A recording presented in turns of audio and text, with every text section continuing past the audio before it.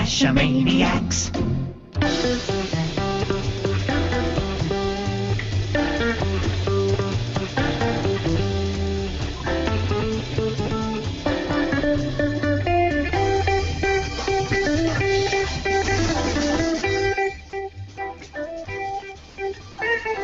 GeoGearHeads. Welcome to GeoGearHeads. This is episode 184, and tonight we're talking about puzzle caches with our two superstar puzzlers. First, we have Jennifer of Team AJK, and we have Cully, better known as Child of Adam. Thank you for coming on tonight, guys. Thanks for having us. We're glad to have you back again, and as we said at the end of last week's episode, the question 184 was actually a puzzle that Cully shared with us, and he's going to give away one of his books for the lucky winner. So and we didn't know what the answer was. I think I know what it is now, but we didn't know what the answer was, so we were just as puzzled as everyone else was. The first person drawn, and we picked a few just in case one wasn't right, was Question Mark.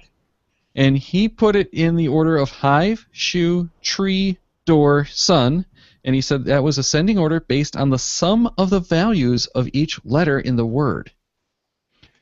Now, I have to admit, that was my first idea, too, looking at the sum of the values, say, from Scrabble. Interesting. And if it had been on a cache page and I had been able to give you a little more information, I may have gone with either of those things. But I'm going to call both of those classic examples of overthinking. All right. That's kind of what I thought. But I think Billy Robson actually got it right, and he said using the number rhyme peg list, it's 1 sun, 2 shoe, 3 tree, 4 door, 5 hive. And he said he just finished a puzzle that used the peg list. Hopefully, I'm a winner. It's a book that I've been looking forward to getting. Well, congratulations, Billy. It is yours.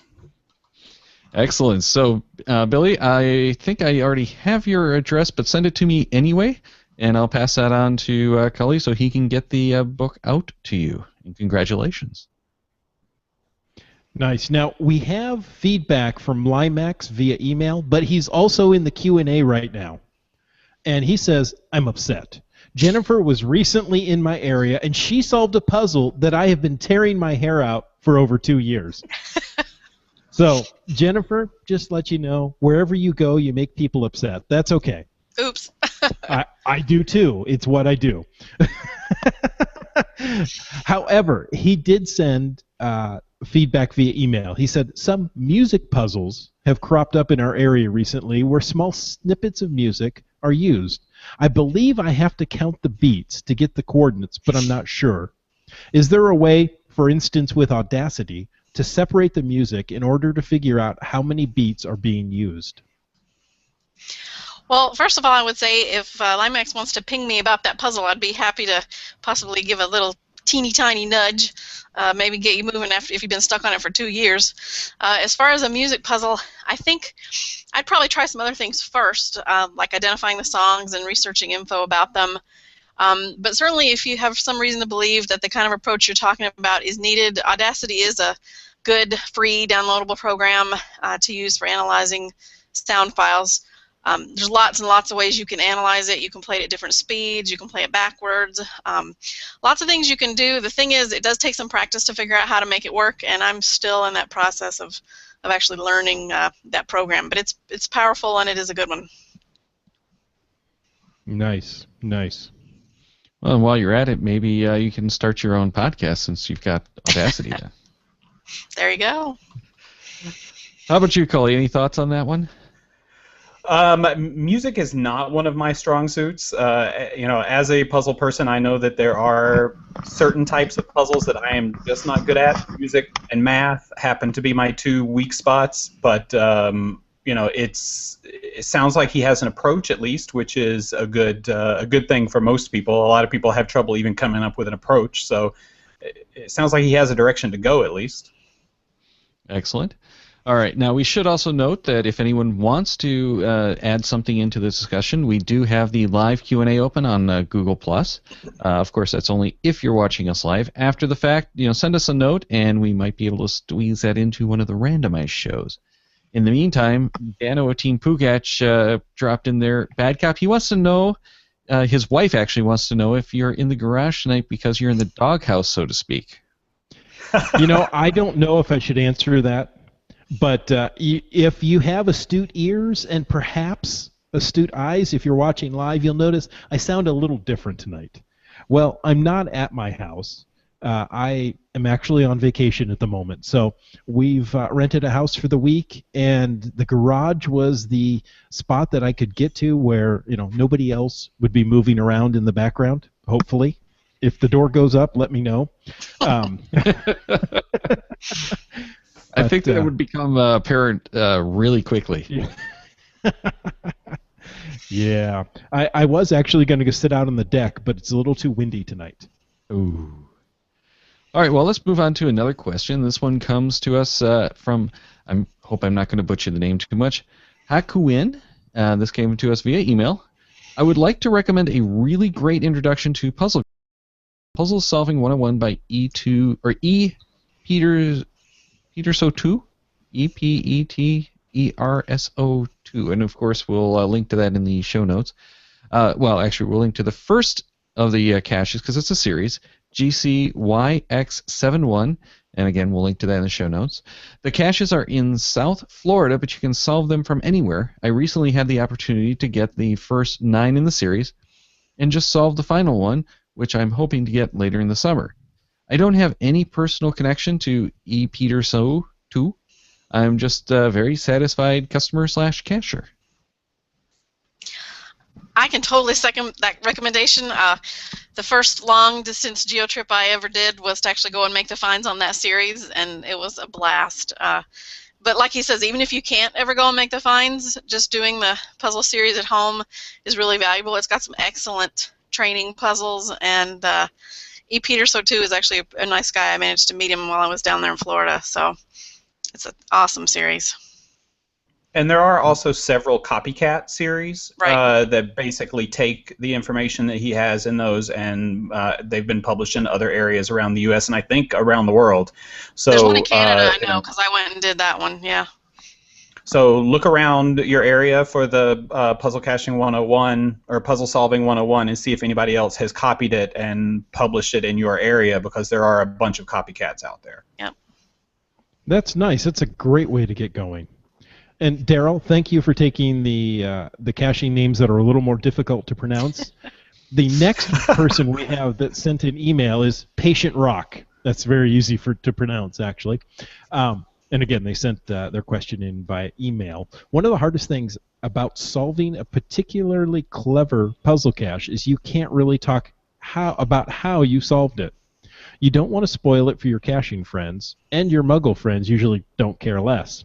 So my question is, how do you release that excitement after having solved a tough puzzle? I've definitely been there. I'm sure you have too, Cully. I've been known to write an enthusiastic note to the cache owner, either privately or on the cache page itself. I think especially if it's one that I'm not going to make the find on, I like to put the note on the cache page because it lets other people know that the puzzle is solvable and fun, but that the first to find is still being play. So, might encourage some people to work on a little bit harder and see if they can go get it.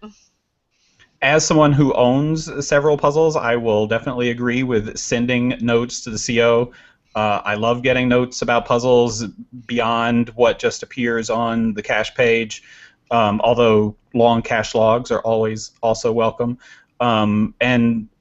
Me personally, I can't speak for every CO, but personally I also am happy to talk through both the things that you found great about the puzzle and the things that you may have found not so great about the puzzle. What kind of blind alleys you ended up in, what kind of things you tried that did work, because it actually, would help me as a puzzle creator to see what kind of, blind spots I left in there that I wasn't anticipating, and it would eventually help you get better puzzles because, you've given me the feedback that this was a problem, so now I can correct that in any other puzzles that I put out there. And this is also another place where I'll remind you that finding someone to partner up with to do puzzles is always a great idea for tons of different reasons. This is one of them. You have somebody that you can, high five and share the experience with, but having a partner is always great for, the shared experience of, the things that I know you might not know, and vice versa. Like, I'm very pleased that I have a puzzle partner that I work with on a lot of stuff, and she knows music. I said music is one of my weak points. She knows how to read music, that sort of thing. So, we complement each other in that way. Partners are great. Yeah, I have to second that one, just because I'm not very good at puzzle solving. I'm definitely getting better at it, but I'm not very good. But what I end up doing when I solve a puzzle, and this has nothing to do with just the excitement of solving a great puzzle, but is I just put them on a bookmark list, and then I try to get out to them because they're not necessarily in an area where I can just run out to them and grab them right away. If I'm excited that I've solved a puzzle, I go find the cache. Now, I realize if you're solving a long-distance puzzle, that's not always the case, right?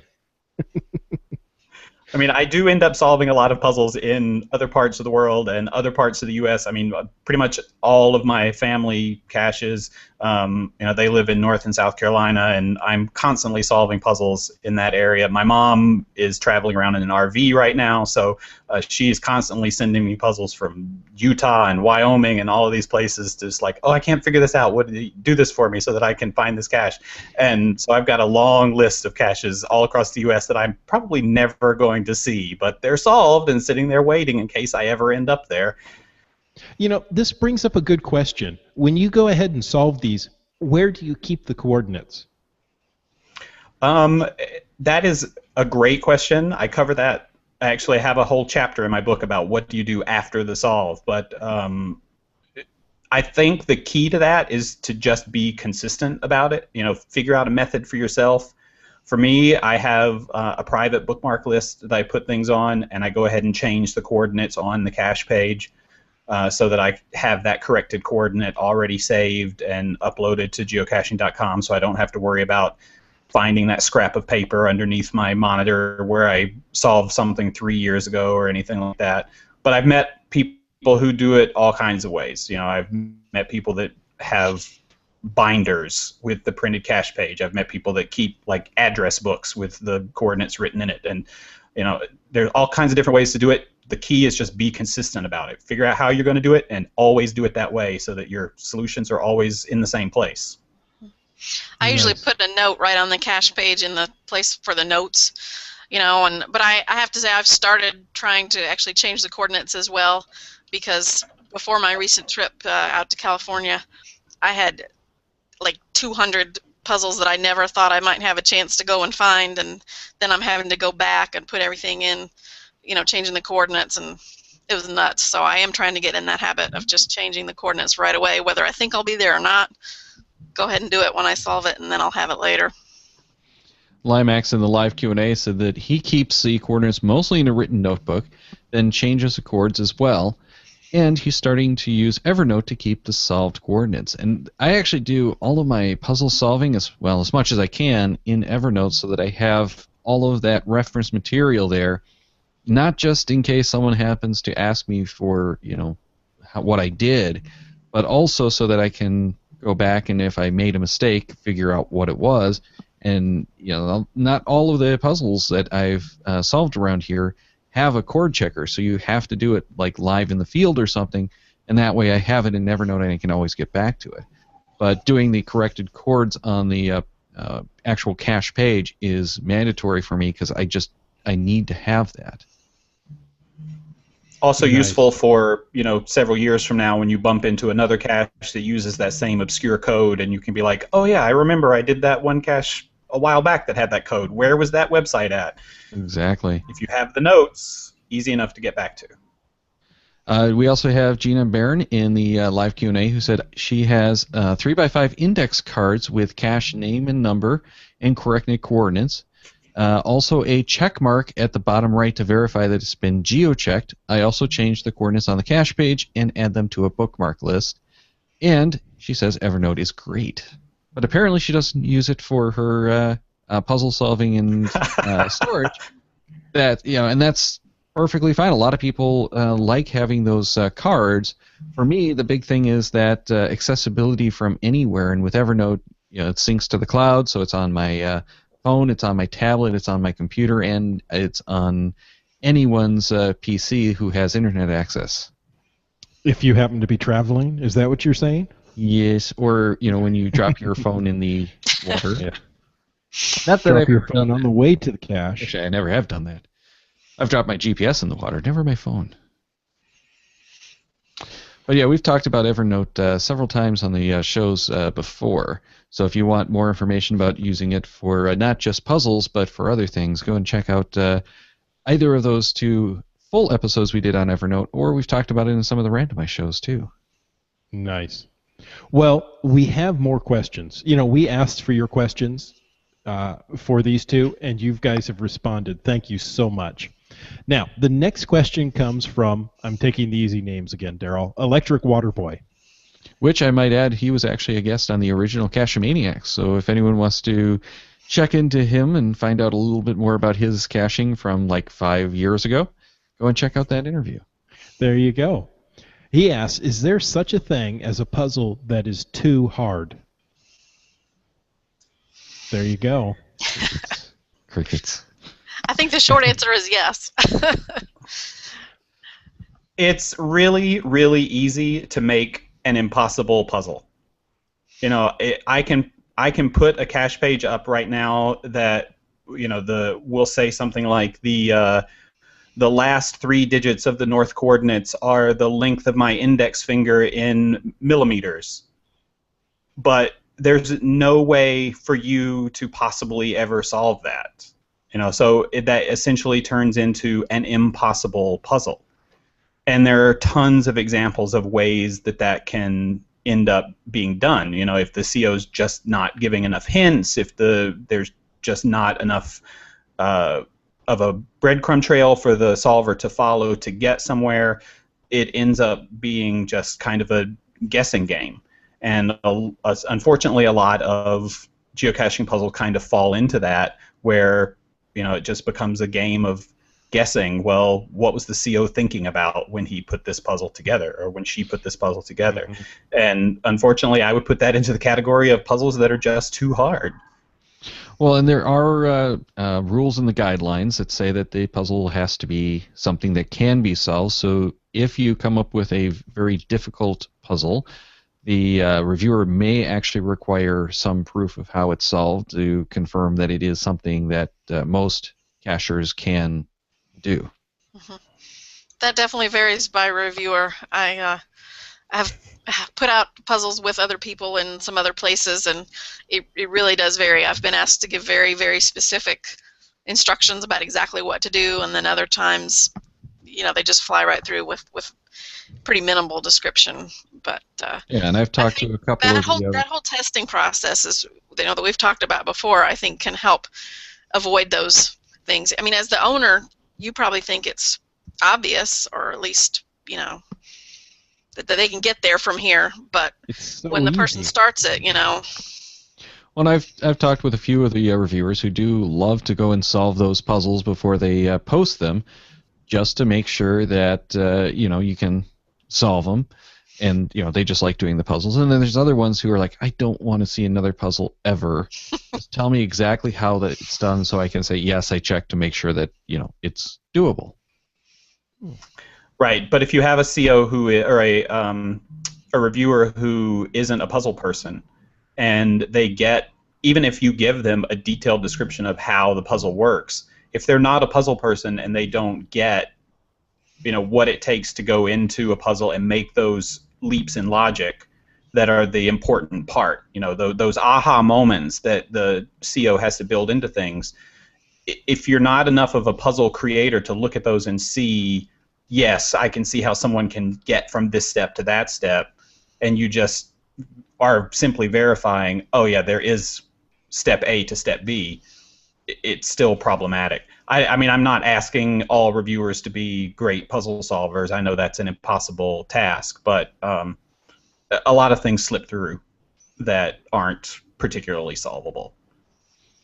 Sometimes there's just too many other things to try. You know, it's just a matter of there's so many other things it could also be that it just becomes a thing of where you're going down every little blind alley and rabbit hole trying to find the right thing, and that's usually not so fun.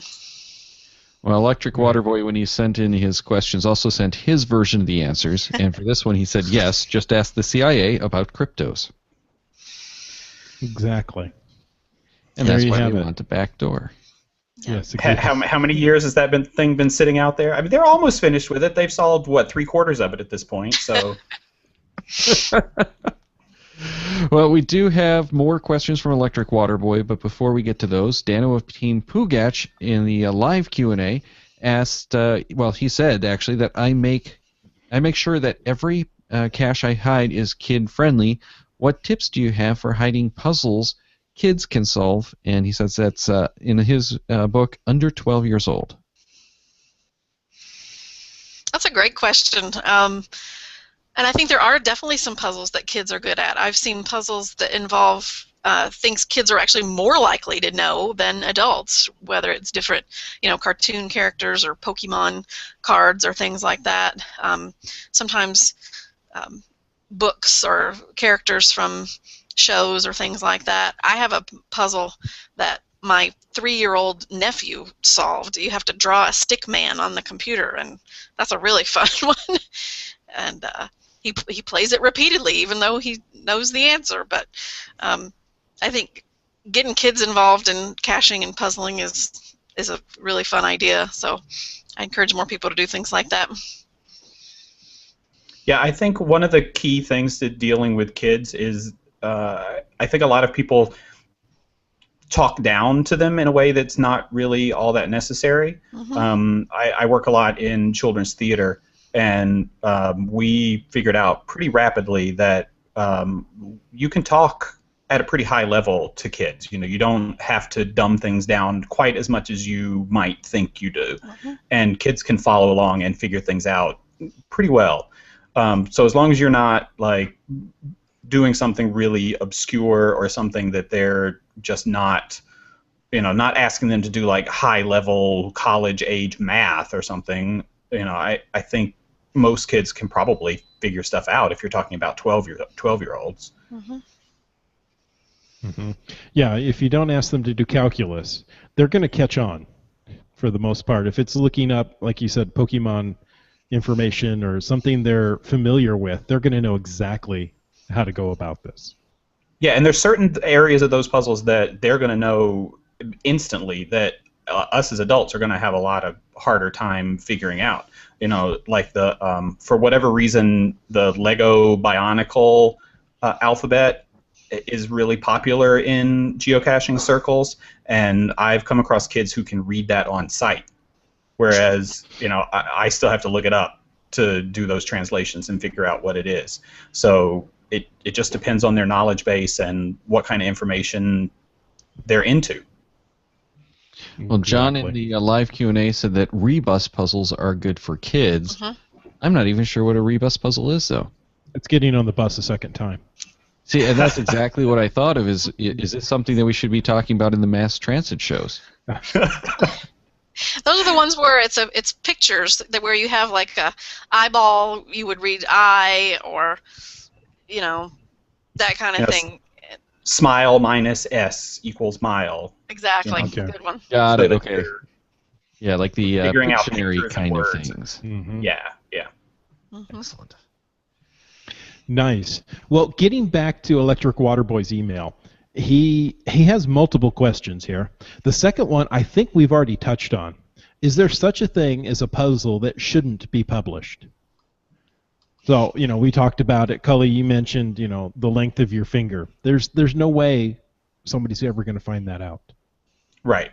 But then there are variations on that have existed in the world, like the Jezebel chatbot puzzle that just got solved last month after, almost 10 years, 12 years sitting there in Florida with nobody to solve it, and somebody finally solved it last month. And that was just a matter of, talking to this chatbot, and there was a specific sequence of questions that you had to ask her, and she would just give up the coordinates. And it took over a decade for somebody to come up with that sequence of questions. Unfortunately, the CO chose to archive it as soon as it was found, but it did sit there unsolved for quite a long time. And some people thought that was unfair. Other people thought it was a great challenge and spent hours talking to that chatbot. It really just depends on your perspective on what kind of puzzles you like to have in your area, what kind of caches you like to have in your area. That is fascinating. I haven't heard of that. Now I've got to go look that up. Me too. On his answer to this, I don't know if he took. Oh, go ahead. Sorry, I don't know if he took the chatbot offline, but I know he archived the puzzle as soon as it was found. And there's still people watching that, hoping that he'll eventually tell us, what the correct series of questions were. I'll admit I spent a couple hours talking to that chatbot over the years trying to figure that out. But yeah, the cacher that solved it actually drove, I think, 600 miles to go and make the find on that. Well, I'd give you that, yeah. After a decade or more of not finding it or not being able to solve it, I'd drive a distance to go get the first to find. Well, I'm kind of amazed that after more than a decade that the chatbot was still operational. Mm. It was a very basic model. I'm actually surprised the puzzle was allowed to stand that long, to be honest with you. Yeah, there's a few of those really challenging caches that are out there still, not found in years. But again, I think there's this, honor in finding them. There's the, it's a aspirational cache, so they just let them stand. Mm. But Electric Water Boy's answer to this one was yes. You'd have to know inside information to solve, and I've seen those before. Mm-hmm. So the next question he goes to ask, where do you go for help? Lots and lots of places, right? Cully's book would be a good one. I tend to like to ask some of my other puzzle friends to sometimes take a look at it with me and see what we can do. I think asking the cache owner is almost always a good idea. Maybe not so much if it's a first to find situation, but and certainly anything you can Google, you should Google. Google is always your friend. So. Mm-hmm. Yeah, the CO is always my first stop. CO is always the first place to go, because if they're a good CO, they're going to have hints ready and will usually be able to tailor it to what level of hint you're looking for, that sort of thing. But once you get beyond that, another plug for finding partners to work with to solve your caches. But if you just don't have anybody in your area, there has been a rise lately of Facebook-based puzzle-solving groups. I know of at least 4. There's one sort of international one, and I know 3 others that are regional to different parts of the world, where people are just helping each other solve puzzles. And there's different levels of ethos to that. I do know of a 5th one that is basically just spoilers. I don't particularly care for that one.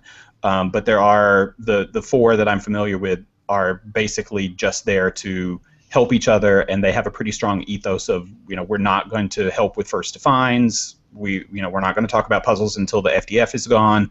After that, they'll work through puzzles with you. And I think a lot of that is just, there's a group of us that really like solving puzzles, so we're there to solve them as much as we are to help anybody, just to see other puzzles out in the world. I've touched on all of his points, so let's move on to the next one, which is how long should it take to solve a puzzle? Well, less than a decade, I guess, is the general answer. It really just depends on the puzzle. I have a 5-star difficulty puzzle out in the field right now that tends to take people, if they're working on it steadily, I'm going to guess 5 or 6 hours of work. how long do you think it would take to solve Culper Jr., Jennifer?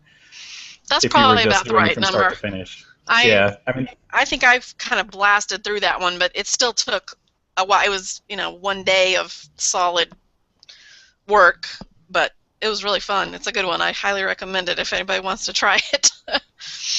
so it really just depends on what kind of puzzle it is. There are Right. puzzles out in the world that are one-star things that are meant to be solved instantly and get you out in the field, and then there's other puzzles that are meant to take you on a little bit more of a journey to get to that final destination. And then there are puzzles like that Jezebel one that are just really, really hard, and it's going to take people years. And I'll admit there's a couple around here that I stared at one called 5 Star New York. I stared at that for probably 4 or 5 years before I finally hooked into what was going on with that. So again, it's really a variable answer. It really depends on the puzzle. Even some of the puzzles that are 2.5 or 3 stars that aren't supposed to be that hard. Sometimes you just haven't seen the right thing, or maybe you've seen too many things and you overthink, which is a big problem. You kind of overlook some of the simpler things and start doing crazy, wild stuff that the cache owner had no idea anybody would ever try. So I think just it takes as long as it takes sometimes, and I do think it's good to take breaks. Especially if you're stuck, it's supposed to be fun. And there can be a fine line between beating your head against the wall and having fun. So if it's not fun, I would say stop and do something else and go back to it. It's amazing. Your brain will keep working on these things, even if you're not sitting there trying to puzzle. I've woken up in the middle of the night and known puzzle answers. I've dreamed about puzzle answers, So sometimes taking a break and letting your brain work in the background can be a good idea. Yes, absolutely. Well, Limax posted in the live Q&A that he's taken years to solve puzzles, and he has a very hard time with tunnel vision. That's what that break can really help.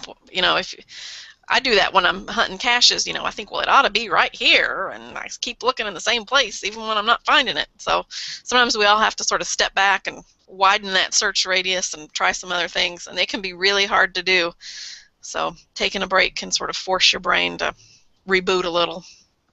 Yeah, I've actually gone in on some of the puzzles and deleted everything that I had in there, gone right back to the original text from the cache page, because I take the whole text of the puzzle, put it in the Evernote, and it's flagged as unsolved, so that I can just search for all the unsolved puzzles and go through them, and I'll just leave it there and go back to it a few weeks later or whatever and try to find the answer then, and that tends to help, because if I have that information there, I tend to still get right back into that same method of thinking that got me nowhere to begin with. And you never know when you're going to stumble across something. There's one of my puzzles that I got the inspiration for that puzzle from an article in Smithsonian Magazine that I saw waiting in the dentist office. So if you happen to have come across that article, you will know how to solve that puzzle, because I lifted it pretty much directly from that article. And so, if you've got those puzzles sort of percolating in the back of your brain, you may eventually stumble across that key piece of information that you've been missing this whole time, and it'll just snap into place. All right, let's take a break from the Electric Water Boy questions again for another one from Team Pugach. And he says, I have hidden 2 puzzle caches, 3 if you count the one I'm hiding tomorrow, and I struggle at determining the difficulty for them. What's a general idea of a 1 difficulty, 2 difficulty, and etc.? That's really going to depend, I think, a lot on where you are. Regionally, that can vary. And some people think a puzzle has to start at 2 stars. I would disagree with that, but some people think that. So, I think rating difficulty is just very, very difficult. So just think about, maybe the number of steps that are required, or how much research might be required, or how many sort of mental leaps you really have to make to get there. If there's any sort of specialized knowledge that's required, you're probably starting to get up into you know, 3.5s and 4s. If you've got to write a computer program, or it's got, you know, 50 steps to it, you're getting up into 4s and 4.5s, and I'm not even sure if I have a good definition of what makes a 5-star puzzle. You know, people seem to vary on that, and I have a feeling we're going to see some 5-star puzzles coming out over the next few weeks with that challenge, or not the challenge, the road trip thing coming out. Yeah. I hope they're going to be good ones, but we'll have to wait and see on that. So, but rating difficulty is hard. People have asked me when I test puzzles for them, you know, what kind of difficulty to put on it, and I usually have to give a range. I can't say for sure myself, so it's tricky. It's a difficult question, and it really does vary a lot by region. You know, but the same thing can be said about terrain. You know, I live in New York City, and I would consider 95% of the puzzle, or 95% of the caches that I've ever found within New York City to not be more than like a 2-star terrain. But we still have 3 and 3.5-star terrains listed around here because I guess it meant you had to step on some grass, which you normally don't have to do around here. But so, and then, you know, I go out to like Utah or something, and something that's listed as a 3 terrain out there, I would consider a 4 or a 5, and just, you know, how do you get up this mountainside without specialized equipment anyway, kind of thing. So it's the same thing with terrain as it is with puzzle difficulty. You know, it's going to vary by region. It's going to vary by whatever. And the things that I consider a 5-star puzzle, someone else in the world might not. You know, because a lot of it depends on how much exposure you've had and that sort of thing. You know, if I am asked to, you know, like debug some Java code as part of a puzzle, that's a 5-star puzzle to me because I have no idea how to do that. But somebody that does that every day, that may be a 1-star. Well, in the live Q&A, Wet Coaster replied, or with another question, really, isn't the difficulty supposed to be a combination of the difficulty of the puzzle and the difficulty of making the actual find? That's true, and some cache owners will put that on the page. They'll say, you know, the difficulty refers to the puzzle cache. The hide difficulty would be, you know, a 2-star or whatever. So, and sometimes the reverse is true as well. They'll say, you know, the difficulty on this cache represents both the puzzle and the hide. I think most of us do tend to think that it's really just the puzzle, but that's a really good point. That often it's not. You could have a nasty puzzle and a really tough hide, both. So, or an easy puzzle and a tough hide. Yeah. It's funny, I kind of tend to at least try to do the inverse with my hides. You know, it's like if it was a really difficult puzzle, I try to make it a really easy hide. And if it was a really simple puzzle, I'll maybe amp up the hide a little bit so that it balances, but you know, that just comes down to CO taste. Uh-huh. All right, so let's get to another question from Electric Waterboy, and this one actually comes up quite often, and he wants to know if he's making a first puzzle cache, what should it be about? Anything, right? It could be anything that What do you like? Yeah, exactly. Anything you are interested in that you think other people might be interested in, maybe somebody could learn something about or see it in a different way. Just things that you're very familiar with and think are fun and that other people would think is fun too. Well, his answer for it was something that he's familiar with, but don't be afraid to go stretch your brain either. Mm-hmm. Yeah. I mean, it kind of comes down to the same thing as a physical hide. You know, why are you asking somebody to do this? Why are you asking somebody to go to this location? Well, why are you asking somebody to look at this particular type of code or look at this particular type of location? You know, not location, but information. Mm-hmm. You know, so if it's something that's maybe thematically linked to where the hide is, or thematically linked to the history of your area, or something like that. But for a first puzzle cache, I would definitely stick to things that you know, because you're going to have to guide a lot of other cachers through how to solve it. And if you don't know enough to teach it to somebody else, you're going to run into trouble. That's a big thing. So if it's a first cache, for your first puzzle, stick to something you know pretty well. Right, and don't try to make it too hard either for that first one. There's a lot of things that you learn and you get much better. I look back at some of my earlier puzzles and shake my head a little bit. You know, you're trying to do too much at once, and you just end up making it even harder than you think it is. So I would not aim to do a really, really hard one for your first one. All right. Next question kind of ties into that, and he says, no one hides puzzles in my area, which I'm assuming is not actually his area, but he's asking generically. So what should I do? And I would actually kind of go the same way as, no one in my area hunts puzzles. What should you do? Well, I mean, to get people to hunt puzzles is always going to be a challenge. You know, I have two caches that are basically side by side, if you know the coordinates. One's a traditional, one's a puzzle. And they're really barely outside the 528 feet limit from each other. But that traditional gets found probably once a day. During the summer, more than that because of tourists coming in and out. Whereas that puzzle probably gets solved maybe once every other month, something like that. And you know, that's with the amount of foot traffic that I have going through Central Park in New York City, which is a lot more foot traffic than your standard park in the world.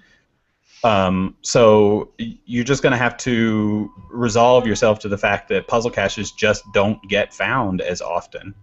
But if you can build a reputation as being a good puzzle creator, a responsive CO who is willing to help people with their puzzles, and you know, that gives people incentive to solve your stuff and to come find those caches for you. And then there's also other, you know, we do have a puzzle solving incentive program that I created here in New York City with another cacher named Addison BR. We have chosen what we consider to be the 30 hardest puzzles in New York City. If you can solve 15 of them, we'll give you a path tag. If you can solve all 30 of them, we'll give you a second path tag of a different design. So, you know, we actually have an incentive program set up to try to encourage people to solve our puzzles. So there are lots of ways to get people's attention on stuff. I think just if you make it a fun experience for people, they'll do it. You know, there's people cache for so many different reasons and in so many different ways. I think as long as you're just, you know, trying to make it fun for people and giving a little bit of leeway. I've given out coordinates for my puzzles as prizes at events, like raffle prizes and things like that, you know, for people that really don't want a puzzle. That's okay. You know, I come find my cache. If you come and find them all, then I don't have to do maintenance as often, you know. So I just do what you can to encourage other people. And what I've found and what I've enjoyed finding is that by having some puzzles out there that people actually have fun and people kind of get on the bandwagon a little bit, then they start putting out some puzzles, and then I have some that I can go and find. So that's a lot of fun. And there actually are some people that will travel just to come and do your puzzle caches. They're not a lot necessarily, but it's always fun. I had a group come from Rochester. I think there was like 19 of them or something like that. They all came for this crazy long day of puzzle caching, and it's just really fun to read those logs. And like Cully says, you know, they're few and far between, the finds, you know, that some of those puzzles get, but I find that people that do them tend to really enjoy them and write nice logs, and it kind of balances out for me in the end. Well, Electric Water Boy's response to his own question was, hide some and make the puzzle fun and the container awesome. And I can actually attest to that last one. If you get good containers, I've seen where people will really try to go after the puzzles just to see the container. I mean, it's an incentive just like on a traditional cache. You know, you still have that responsibility of making, because in the end, it's all about being out there in the woods and finding the actual thing. So you still have that responsibility of making the final worth finding. And another question from him. I can't find a mentor. what should I do? Well, that kind of goes back to the, what do you do when you don't know anybody else in your area to talk to about puzzles that we talked about earlier. I mean, the same sort of ideas. There's a couple of different Facebook forums that you could get into. There's a couple of different, online forums that are set up for puzzles, not necessarily geocaching puzzles, but you can get into that interest there. So, look around, see what else is there. You can also, I have this happen occasionally on some of my puzzle cache listings. I'll have people post notes saying, I'm working on this, I would like a partner to work with me, and, to contact them through geocaching.com, and they'll partner up and work on it on the side. So if there's something in your area that you're working on that you just feel like you need to communicate with somebody about, try that. Try just putting some information in a note on the cache page. Hey, I'm working on this. I'd like to have somebody to bounce ideas off of. Yeah. That's a really good idea. I've seen that too. And I think I would just say, anytime you're trying to learn a new skill like puzzling, work on ones that aren't the hardest ones first. Don't start with 4.5 and 5 stars. Start a little smaller, and just try lots of them. Do ones that people like. Do ones that have favorite points. Do ones that people have written and said, "Oh, what a great puzzle this is! How much fun this was!" And those are the ones that can really get you going, and see why it is that people like this. So. I would also put in a little plug for my Geocaching Puzzle of the Day blog. I've got lots and lots of puzzles on there. Each and every day there's one for you to take a look at, and they range excuse me, from simple to really hard, but those are all been pre-tested, at least by me, and I've enjoyed them. So Excellent. Well, his response to it was join one of the many Facebook groups, especially Cully's. There is a Facebook group for my book. There doesn't tend to be a lot of puzzle discussion on there, but I do post a usually non-geocaching related puzzle on there once a week, just as a way to sort of introduce some puzzle concepts and get people into that puzzle solving mindset. And I try to publish some tools, websites, that sort of thing that are useful for puzzle solving every few weeks. And then come across interesting news articles or anything like that about puzzles, I always post that on there. So I try to make that a good resource for information about puzzle solving, at least. Well, I think that's probably a good spot to actually do your plugs for your blog and book and everything else. So, Cully, you just gave us a lot of it. Why don't we start off with Jennifer, and then we'll go to Cully and get the URL and how you can find your book, too.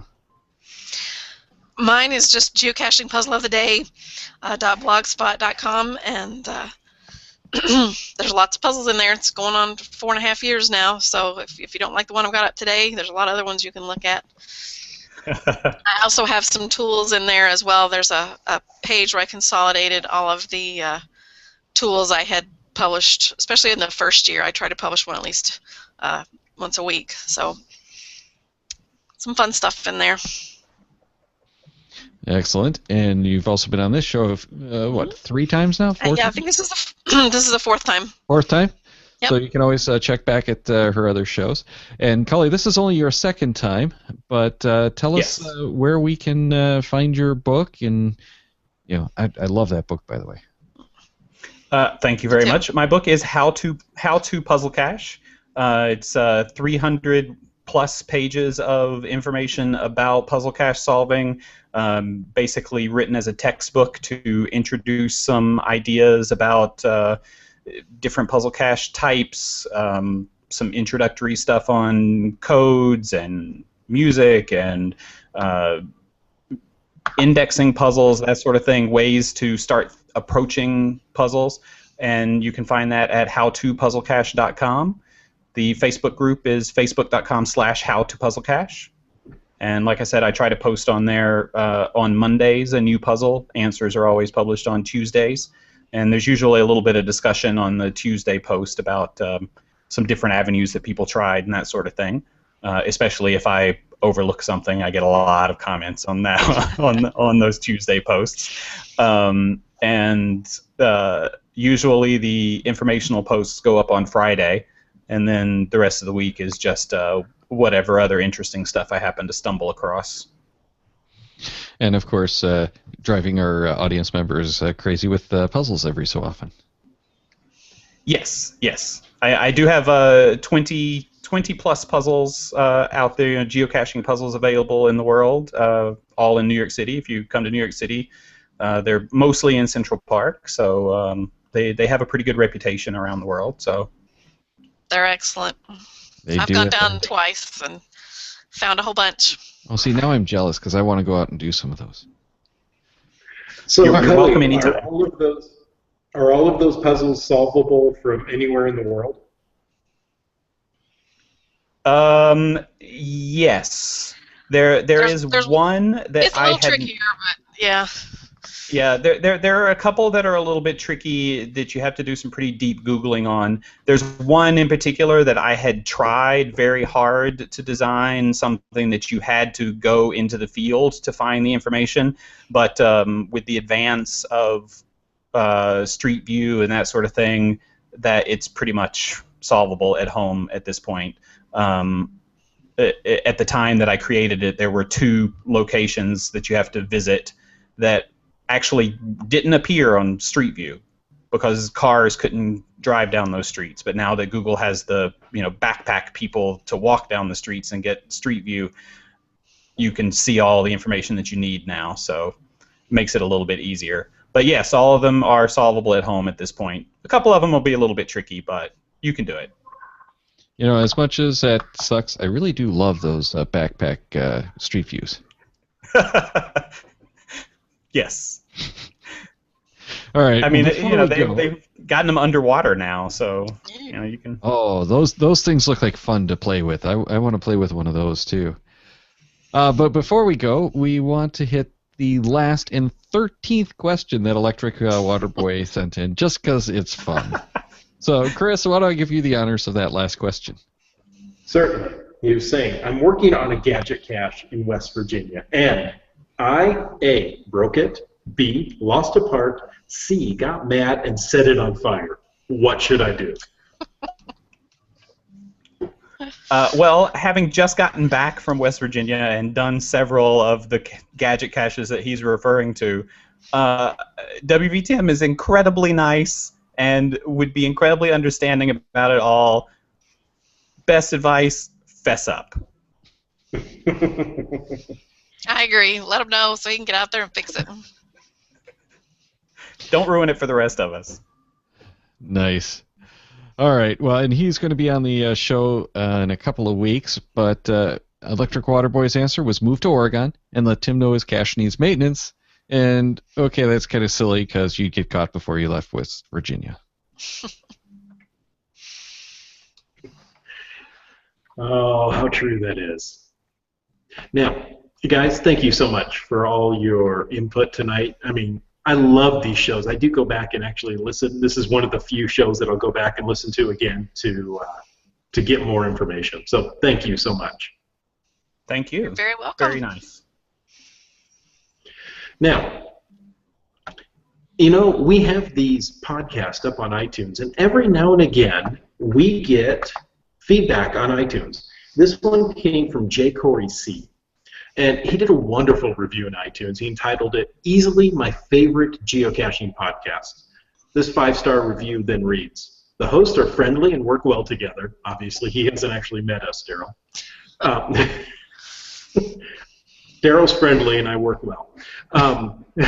So he didn't say that we're, both doing it together. He's saying that together we are friendly and work well. Okay, there you go. He goes on and says, good guests and great topics, and I would throw in, just like tonight's show, just enough off-topic talk to sound, or not to sound like the other geocaching podcasts. Enjoy every episode. So thanks so much for that. And, I wish I could send him a little something for that. Well, I do as well, so I'm going to send him one of my 10 years of podcasting pat tags. Nice. I'm thinking we should do a giveaway, do a gift to someone who submits a new iTunes review. What do you think? Maybe one of those awesome listeners drawn at random over the next month. I like that idea. So what about through the end of August, actually? Then we'll collect all of the reviews in both the iTunes Store and on Stitcher, because we still haven't gotten anything on Stitcher, and draw one of them at random, and that person will get a small, yet-to-be-announced prize.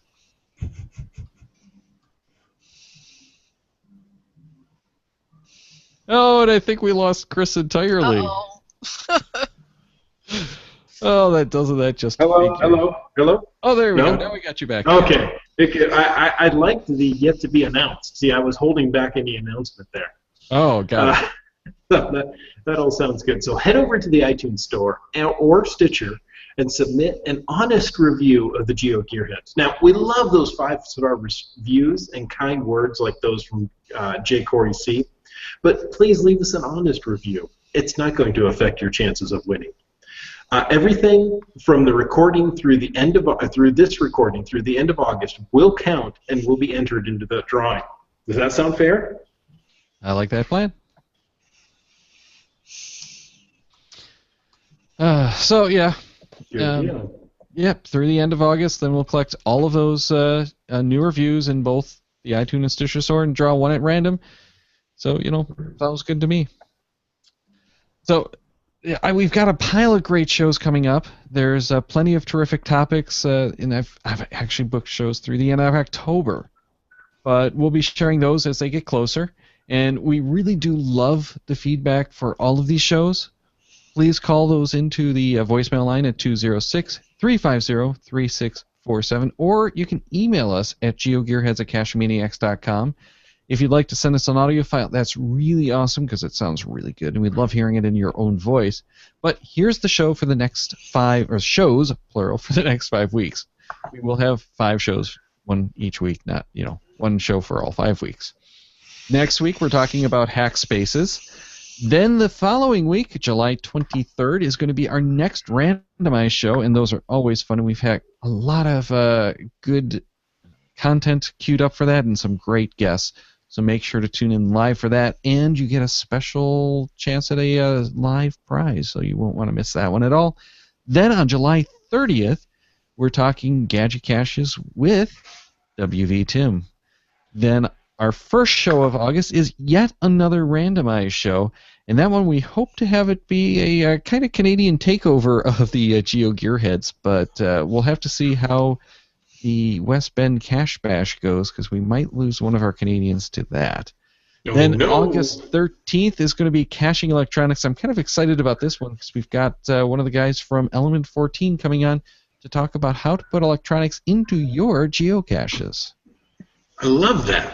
Now, before we leave tonight, we need to ask a question of the show. This time you're playing for a prize donated by one of the GeoGearHeads. Now, he might just have my favorite caching name of all time.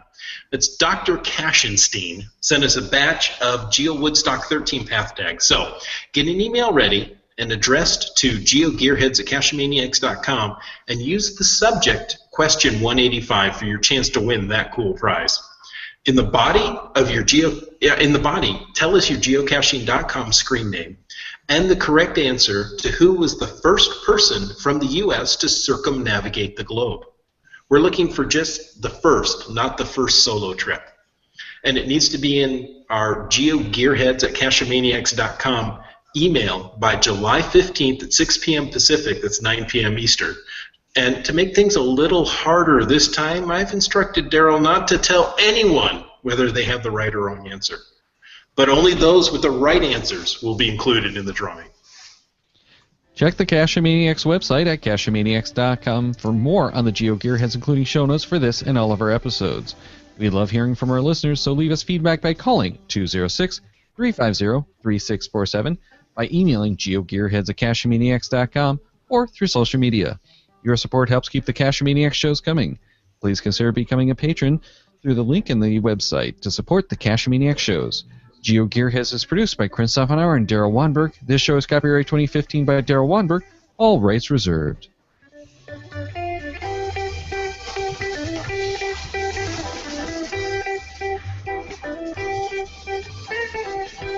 Cash with a Cashmaniac.